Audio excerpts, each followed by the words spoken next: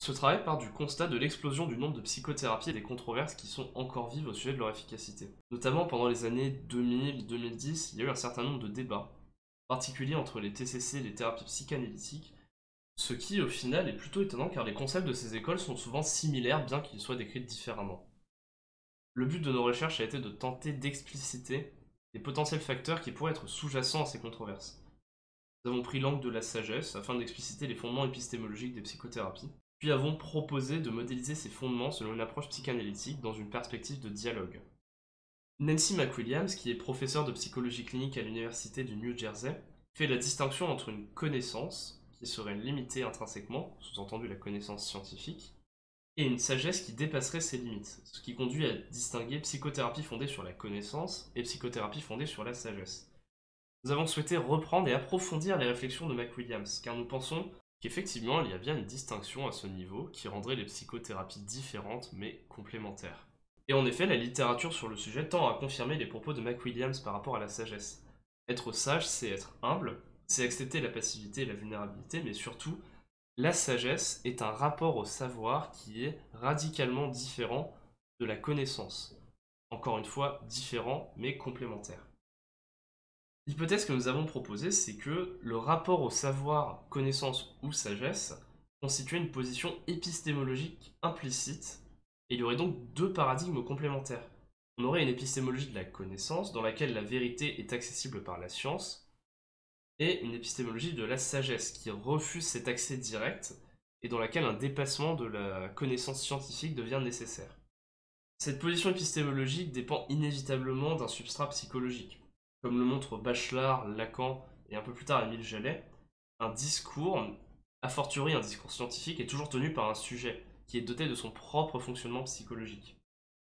Nous avons donc approfondi cette question du rapport au savoir sous un angle métapsychologique. Et nous en sommes arrivés à la conclusion que c'est la castration, c'est-à-dire une limite épistémique intrinsèque au sujet, qui sous-tend le rapport au savoir. De ce point de vue-là, la connaissance, c'est alors une tentative d'évitement de la castration. Si je ne peux pas tout savoir sur moi-même, alors je vais tout savoir sur le monde.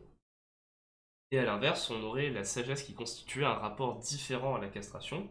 Si la connaissance ne me suffit pas, si je ne peux pas tout savoir sur moi-même, alors je dois prendre la question du savoir sous un autre angle, je dois dépasser la question du savoir.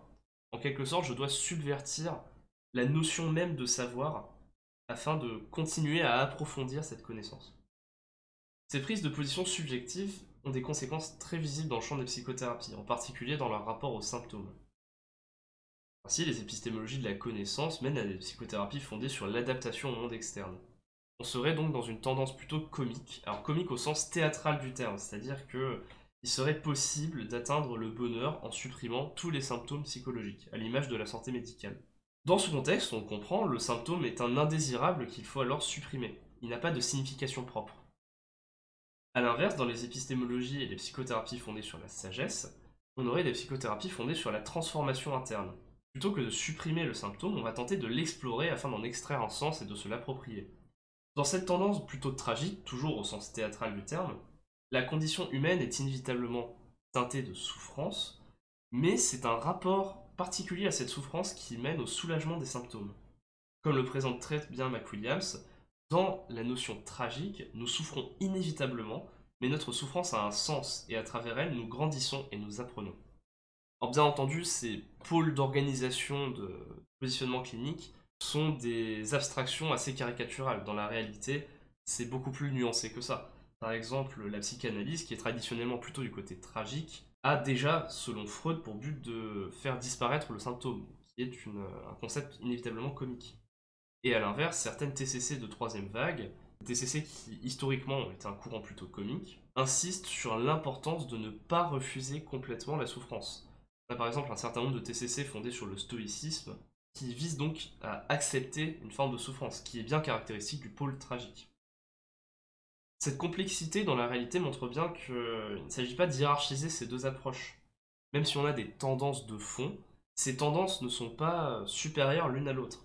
Le but, c'est d'ouvrir des pistes de compréhension des différences entre psychothérapies. Connaissance et sagesse, effectivement, sont en contradiction, mais toute contradiction est féconde si on arrive à la dépasser d'un point de vue dialectique. Dans la clinique, l'enjeu, c'est donc de pouvoir faire dialoguer les deux et de pouvoir les articuler. L'erreur à éviter serait de rendre hégémonique l'un de ces deux paradigmes. En effet, le dialogue entre ces deux polarités, comique et tragique, adaptation et transformation, peut profiter aux patients qui vont alors bénéficier d'approches beaucoup plus complètes d'un point de vue de la thérapie de la clinique.